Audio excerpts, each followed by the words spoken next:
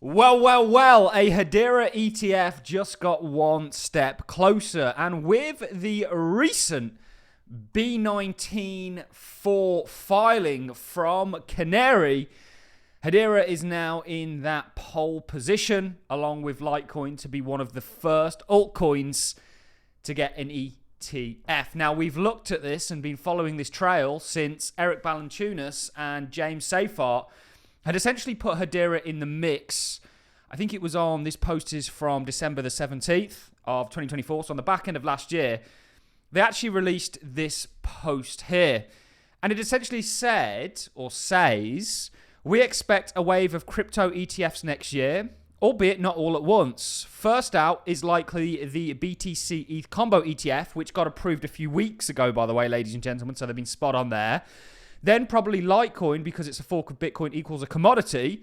Now, Litecoin have also had their 19b-4 acknowledged by the SEC, which starts the clock, whereas HBAR, which was their second ETF that they thought was likely, has now just filed their 19b-4, and they're waiting for acknowledgement, having likely had the acknowledgement on what we had on the back end of last year, which was the amendment to the S1 filing. They're just waiting for the acknowledgement on this, and then that starts the clock. And it looks very likely, given the stage that it's got to thus far, that we are going to have a HBAR ETF. So they then said, then HBAR, because it's not labeled security, and then XRP and Solana, which have been labeled securities in pending lawsuits.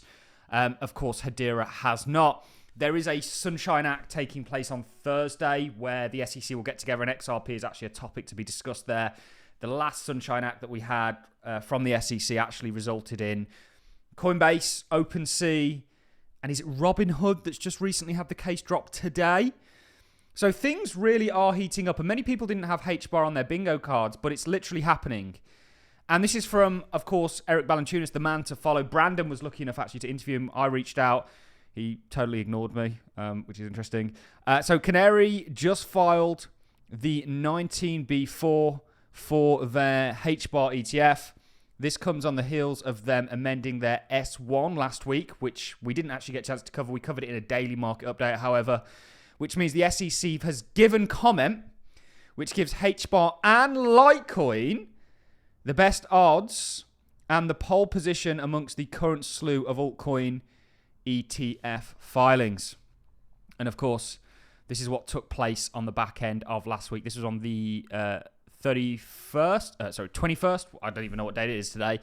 Interesting, Canary just filed an amendment to their S1 for the HBAR ETF. Usually you only amend after comments from the SEC, so the SEC is engaging with them here.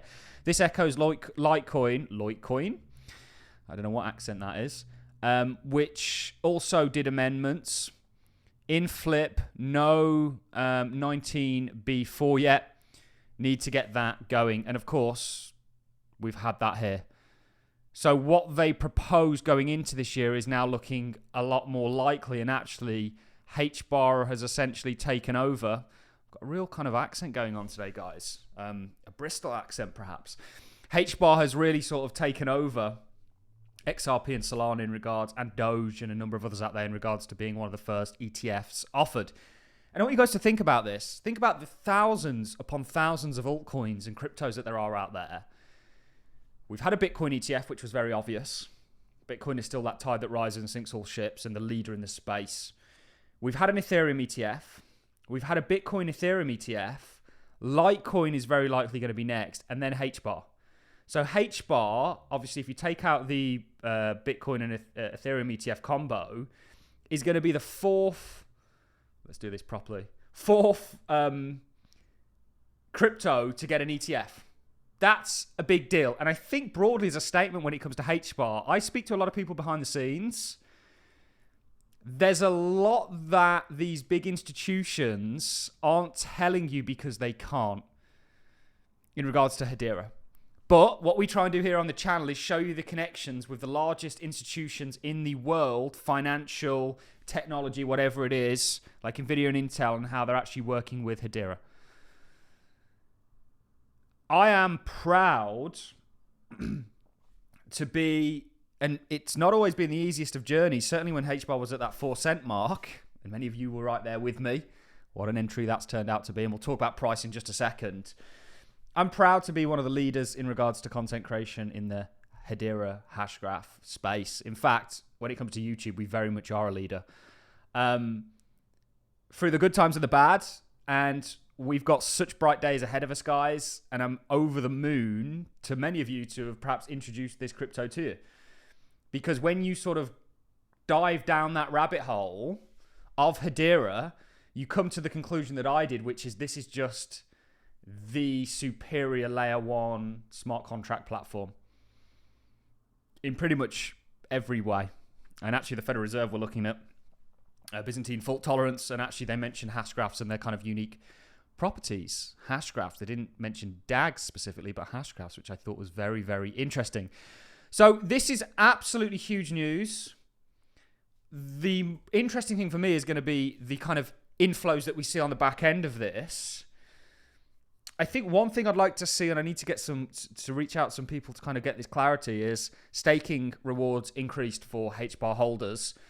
Certainly because now the SEC are talking about allowing staking on the back end of ETFs and kind of yields to come off of them. Now this makes, I think, whatever assets have access to staking a lot more attractive.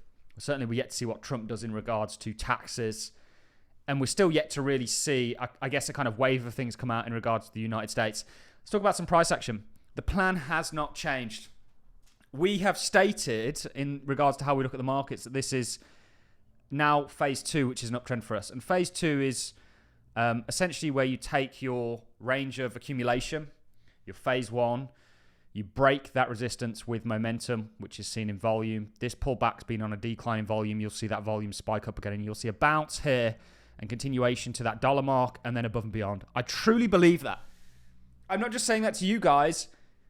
My family relationships are on the line here, you know, because I truly, truly believe in what I'm saying here. And I understand, in fact, I teach entire courses around how markets move, and they move in this wave-like fashion. It's very common when you break out of a phase 1, you break out with momentum, you come back for a retest before that continuation. This is what we're expecting for hedera, that continuation. Of course, we've got a technical target in the form of a double bottom that takes us to well and truly into phase 2.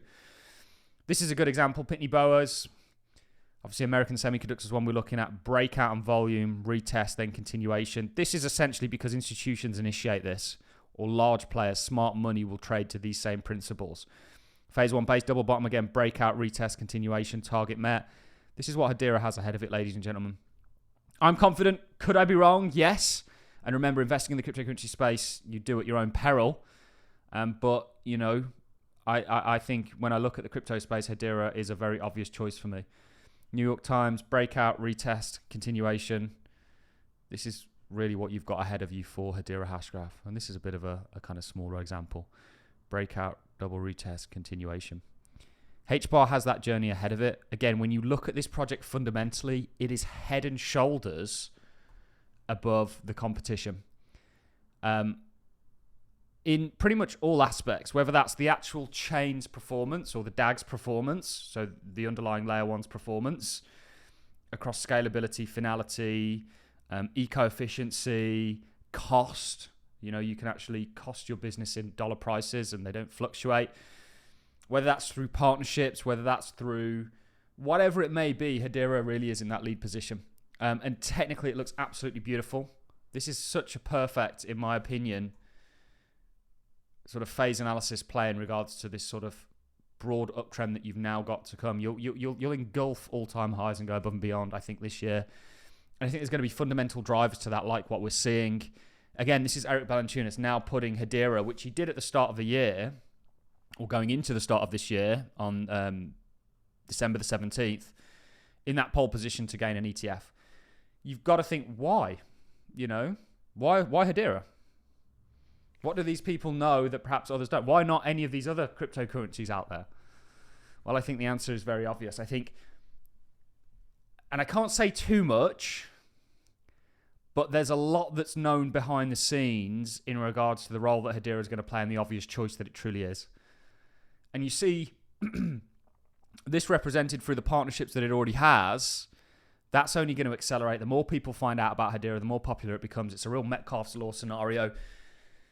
It's an exciting time that we've got ahead of us. It's also ISO compliant, etc., etc., etc. Ladies and gentlemen, I'm going to love and leave you on that note. We just wanted to make this a short and sweet update on the back end of this huge news. Hedera, according to the man to follow when it comes to ETFs, hopefully he sees my message at some point, is essentially putting this in the prime position with Litecoin above XRP and Solana, which of course have been sort of indicted in certain lawsuits as securities. There needs to be resolved for that. We might see that on the back end of Thursday. We're just waiting for that acknowledgement now, and then the clock starts ticking. And it's a good sign that they've kind of already acknowledged the S1. You know, we've got a great fundamental story behind HBAR. It's about to be kind of assetized. It's not really been allowed. None of these cryptos have really been allowed to do that up until now, and it's going to be one of the first to pioneer that. And of course, technically, when we look at HBAR, we know how charts move. We know there's this broad uptrend, or I think, nothing is certain, guys, that there's a kind of great uptrend ahead of us for Hedera hashgraph. And we've just initiated that with that kind of phase 1 into phase 2 breakout. That's it from me, guys. I am going to love and leave you. Smash like and comment on this video. Share it around. I'll see you all in the next one. Thanks for watching, guys. See you soon.